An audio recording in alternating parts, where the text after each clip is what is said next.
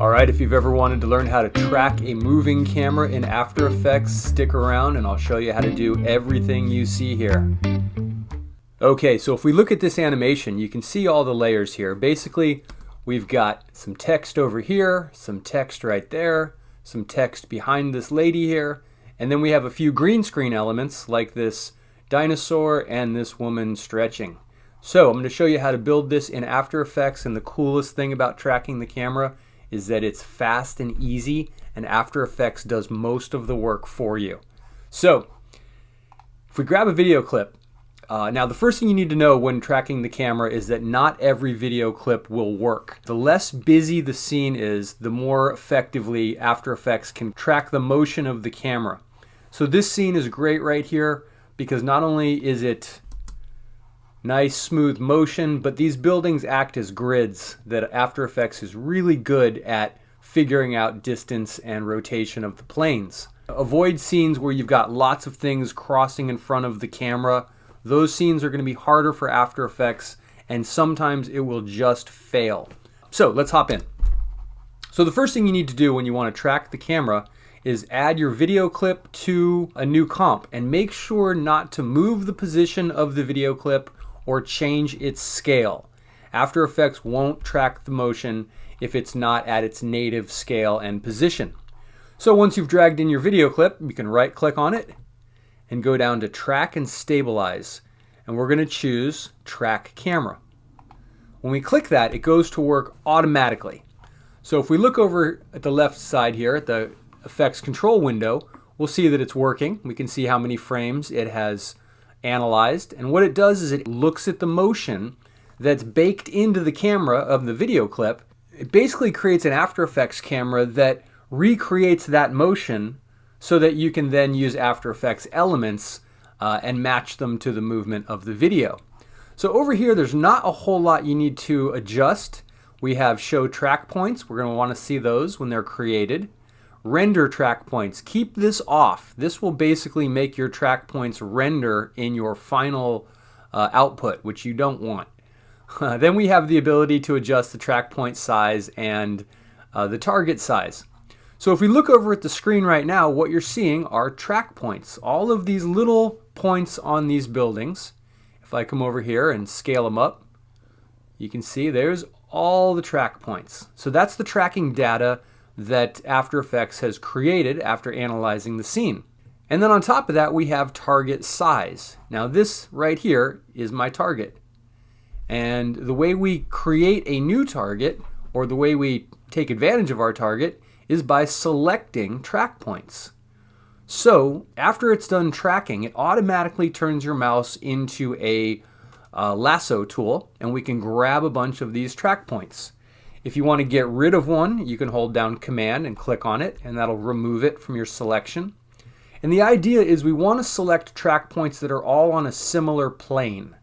For example, if I deselect this, I wouldn't want to select track points on the face of this building and then grab this one over here on the side, or that one over there, or even, any of these other points.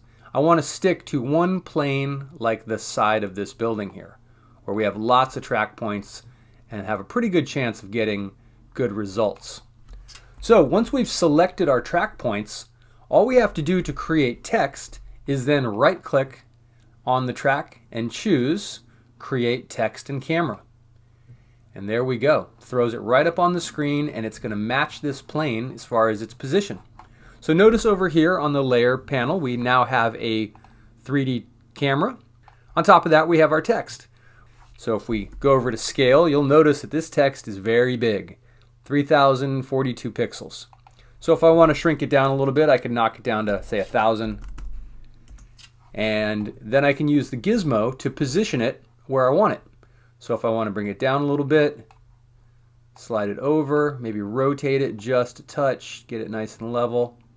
And if I want to shrink it down so it fits on the side of this building, I could just keep scaling it down like that. And if we back it up, move it up to the top, give it just a touch more rotation, there we go. We have text. Now if we back up the playhead, You can see that text is nice and tracked. Now, it's important that your track not slip around, and occasionally you will see tracks that look pretty good, but by the time the video's done, it's slid over a few pixels.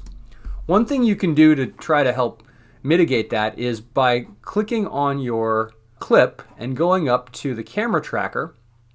And if you go down to advanced, there is the option for a detailed analysis, and sometimes that can help with loose tracks. Another thing that's really helpful is to just notice your average error. Right now the average error is half a pixel, which means that some of these are slipping a little bit, but half a pixel is a small amount. Generally speaking, if it's over a full pixel, you might want to try to find another clip. So we've got our text on there, and again, we can edit that text however we want. You can double click on it and change it or add more text, and there you go. So text is very easy. Again, add your track points, select the ones you want, right click and choose new camera and text. And as a bonus, if you want to make this text 3D, all you have to do is come over here to your renderer, change it from Classic 3D to Cinema 4D. By doing that, it's going to automatically add geometry options to your text layer. And if you hit the drop down, you can come down to extrusion depth and increase that number. And you'll notice the text doesn't look all that great right now because it's all the same color. To make it look even better, we can go up to the animate window and choose side, color, brightness. And this will allow us to actually darken the sides. So we want to select side brightness and go to the left, take it into the negative numbers. And now you can see that it darkens the side and the back of our text, which makes it very easy to put 3D text up there very quickly.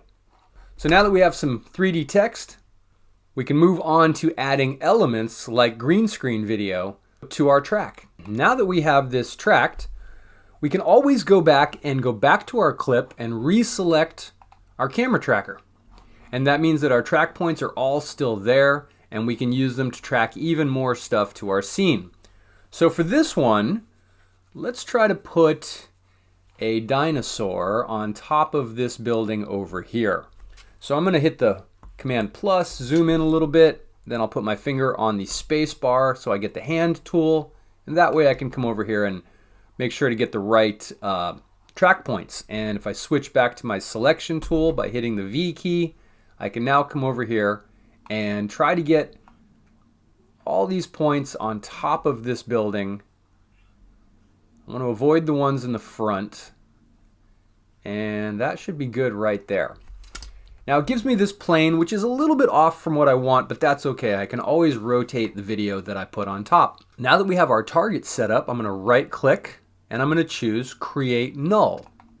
And you can see a very small null just popped up right there in the middle. If we zoom in, we can see there is our null. And what that does is it just basically gives us the data of that location, which we can then copy and paste to any clip and it will match that data.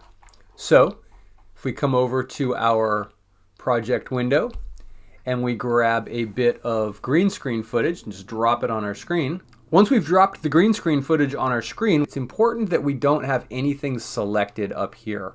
So make sure to click off your clip if it is selected. So now that I've deselected my clips, I'm going to come down to my green screen layer and first make it 3D. And now I can go to my null and open up the transform properties and select orientation. I'm going to hold down the command key and then select position. Once I've selected those, I'll hit Command C to copy, and I'll then select my dinosaur and hit Command V to paste.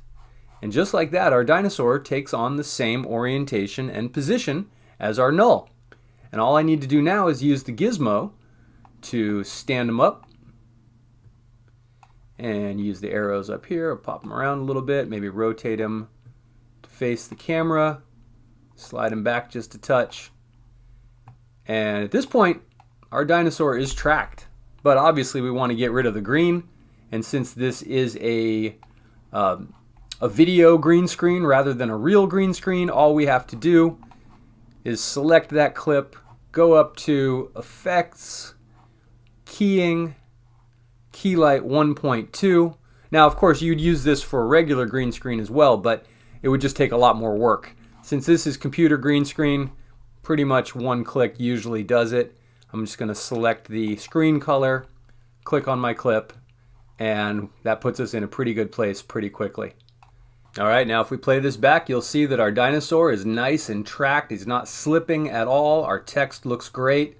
And at this point, we can add as much stuff as we want to this scene by just going back to the clip, selecting it, and reselecting the tracker. You can grab new points and continue to add text, green screen elements, whatever we want, until we end up with something like this. And finally, I'd recommend avoid doing this on clips longer than about 10 to 15 seconds, as you'll find that your computer really does slow down, especially when you start adding in 3D text. But overall, this is an easy process. It's quick and it's painless, and the results are awesome. So have fun with this. All right, thanks for watching. My name is Scott Taylor, and if you enjoyed this tutorial, feel free to check out some of our other tutorials at Motion Creative Media. And don't forget to give this a like and subscribe. Thanks a lot.